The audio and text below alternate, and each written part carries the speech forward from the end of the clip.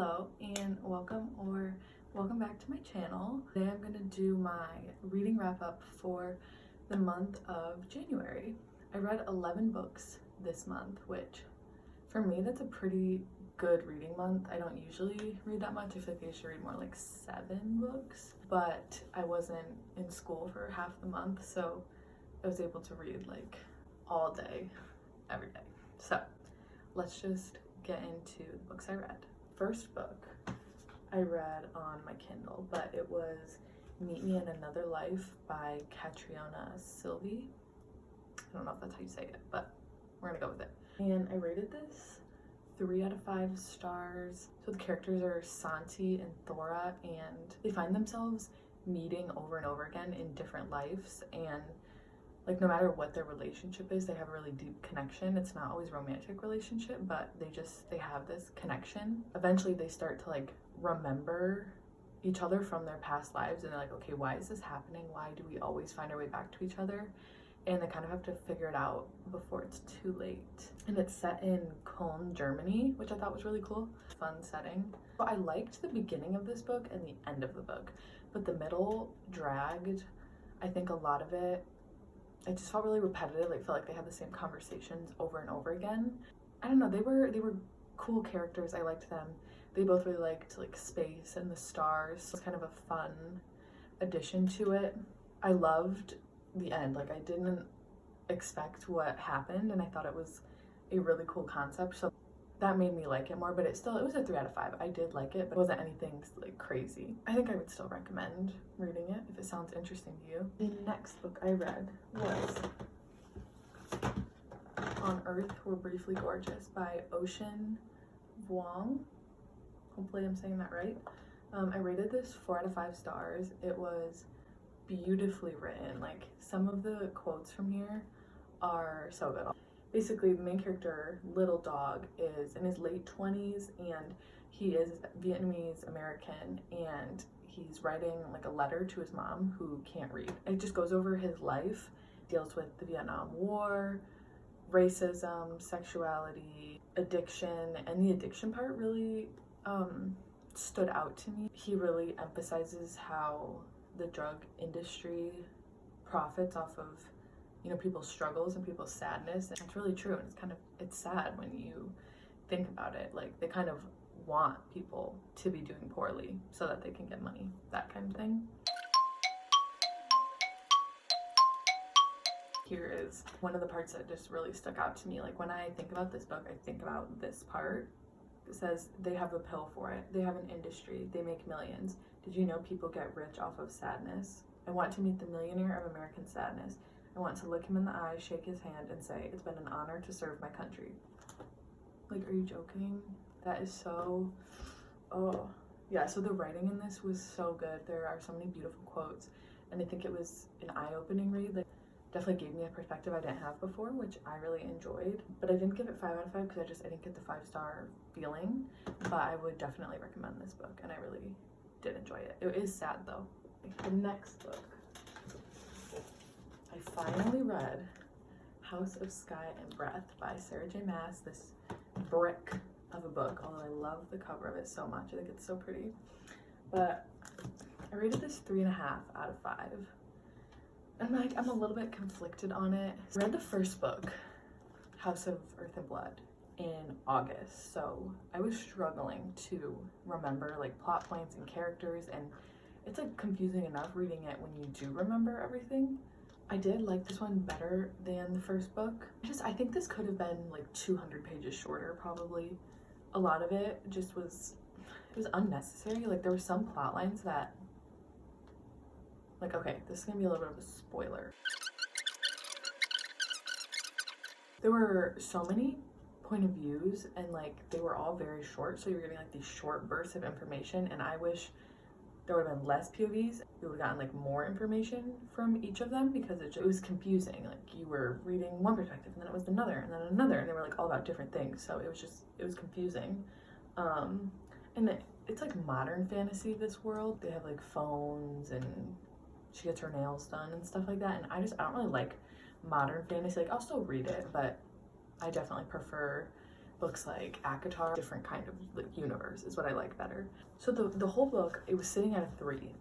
And then the last 100 pages, the last chapter, oh my God. It had me like this for like 30 seconds straight because I was so shocked. I did not see that coming at all, but it was so good.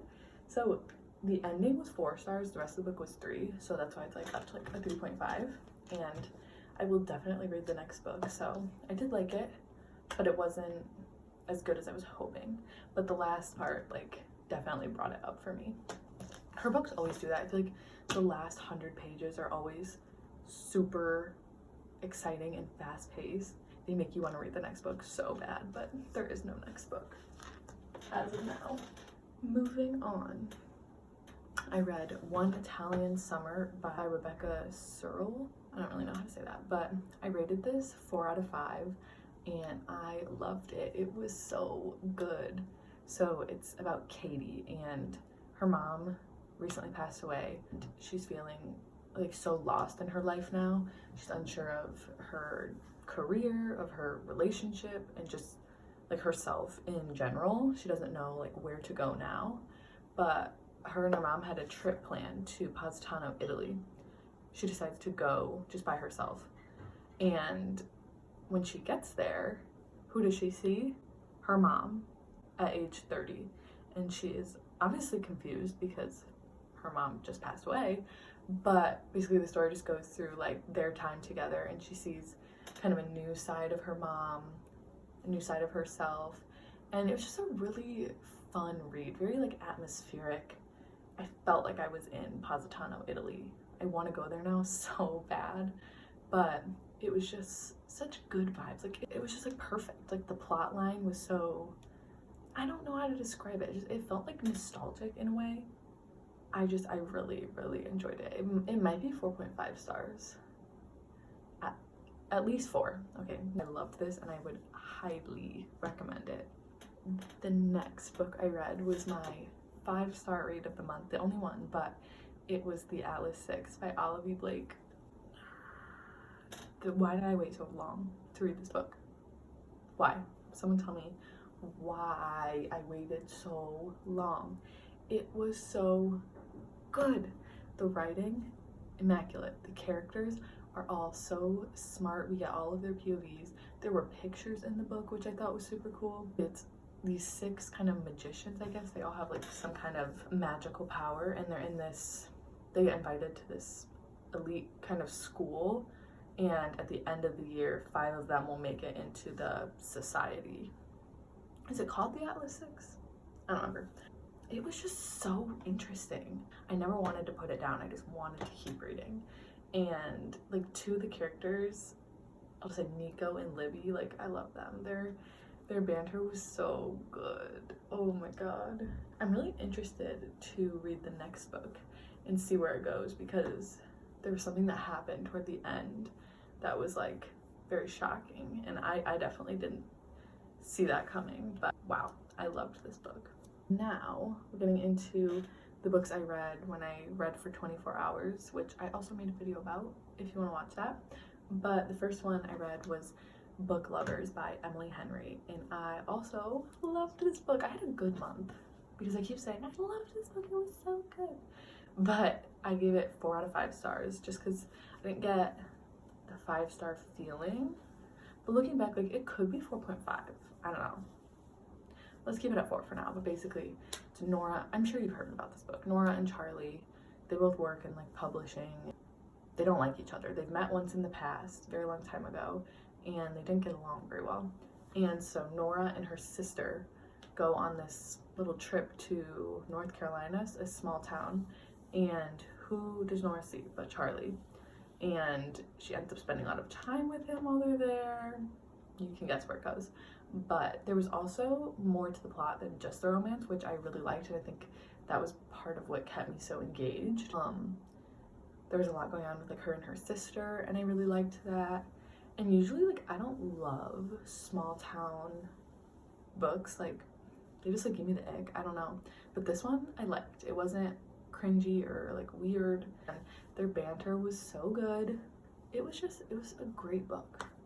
Just really like a great book. Next, another book that I loved, Other Birds by Sarah Addison Allen. I gave this again 4 out of 5 stars. It was just such a fun read. It was really refreshing. I haven't read a book like this in a while. It was more so as pure fiction rather than like romance or fantasy. Well, main character is Zoe. She inherits her mom's, who passed away, her old apartment in South Carolina, and she's moving there like right before she goes to college, and she meets everyone else that lives there, and they like kind of develop relationships. One of the people that lives there dies, and that creates another little plot line, and it was just a really fun read. There was like friendship, moving to a new place, a little bit of mystery, I guess, a tiny bit of romance, a little bit of magical realism. It was just so fun. I loved this setting. I didn't like think I would care that it was in South Carolina. I was like, okay, like nothing against it, but I didn't think I would love it. But I did. Something about the atmosphere. I think the apartment complex, the way it was described, was really fun too. Like her apartment had pink appliances, and that just made the picture in my head so cute. And there's, I guess, Delawisps are a type of bird, and so there's all these little birds that like follow you around when you're there, like take stuff from people. I don't know, it was just really cute, like that part of it. A really, really good book. So I would highly recommend that book. Next book, another book I loved, The Off Limits Rule by Sarah Adams. This book was so good. Like, I was a little bit hesitant because on Goodreads, like, it didn't have the best ratings, and I saw people kind of complaining about the main girl character, that they didn't like her. I disagree. I liked her. The premise is Lucy, she can't afford to live on her own anymore. She has a son. She's a single parent, so she has to move in with her older brother. Like, I think it's back in maybe her hometown, but it's like where all her family is. So she goes back there to live with her brother. Her and her son are living there. And who does she meet but her brother's best friend, Cooper? And they just can't stay away from each other. But they don't want to get together because, you know, it's her brother, that whole thing. It was so funny. Like, the characters just said and thought the funniest things. Like, I would be laughing while I was reading this. I didn't want to stop reading it. And usually I don't like single parent trope that much. It's definitely not. Like, if I see that a book has it, I'm like, I don't know if I want to read that. But this one I was like, I'll give it a shot. And I didn't mind it at all. Like, the son wasn't in the book that much, and when he was, like, it was cute and I liked it. So yeah, this was just, I loved Lucy and Cooper together. They were so cute. I highly recommend it if you just want like a fun little cheesy romance book. This is perfect. Next, we have Every Summer After by Carly Fortune. Again, I read this on my Kindle. I give it 3.5 out of 5. I've heard so much about this book, and I was like, it's time that I finally read it for myself. So I did, and it's basically Love in Other Words meets The Summer I Turned Pretty. You have Percy and Sam, and they have like lake houses next to each other, and so growing up, they spend summers together, and they just grow really close. They have this connection, and then you're seeing those chapters of them when they're young, and then chapters from, I don't know, 10 or 12 years later or something, where they have not spoken in a really long time because something happened, and you don't know what it is, so you kind of spend the whole book waiting to see what it is. But they're brought back together because Sam's mom passes away, and Percy goes for the funeral. So that's why they're brought back together. But I liked this. It did feel like books I've already read. The thing that kept them apart for so long was so bad. But at the same time, I didn't mind that it was bad because it was justified then that they didn't speak for so long. And the summer vibes were really nice because I'm looking outside and there's snow on the ground where I live. Yeah, I mean, childhood friends to lovers. I know a lot of people are suckers for that, so if you like that, you'd probably like this. I couldn't rate it 4 stars because, like, comparing it to other books I rated 4 stars, this one wasn't quite as good, you know? Then we have Midnight at the Bright Ideas Bookstore by Matthew Sullivan. I never heard anything about this book, and I saw it at the library, and I was kind of in the mood for a mystery type book because I hadn't read one in a while. and I was like, this one sounds interesting. So Lydia, she works at a bookstore, the Bright Ideas bookstore, and a troubled customer that she kind of had grown to know and be familiar with ends up killing himself in the bookstore, and he leaves a message behind, and it kind of sends her back to her traumatic past that she wanted to leave behind. She forces her to go back, relive this, and she uncovers a lot of new information about the past that is very shocking. I was never bored reading this. It was super interesting. I liked the writing, I liked the characters. Some of the plot lines, like thinking back, I'm like, did we really need that? But I mean, it worked, I guess. It was good. I was not super shocked at the twist. I did see it coming, but not like fully, so it was still good. Just say I rated it 3.5 out of 5 stars. I would recommend this if you want just a mystery. It's not really a thriller. And for the last book, which I read on my Kindle, was A Touch of Darkness by Scarlett St. Clair. So this is like a retelling of Hades and Persephone. Hades is the god of the underworld, and then Persephone is the goddess of spring. It's again like set in the modern world, which again is just not my favorite. I've realized, like, I'll still read it, but when like she starts talking about how like she has a latte, you know, I just like, it feels wrong to me. I don't know, this, I wanted more from it. I rated it 3 out of 5. So I liked it. I felt like the characters and relationships were quite shallow. I didn't feel like there was much development. Like Stephanie and her best friend, like, they're supposed to be best friends, but I never felt like they were that close.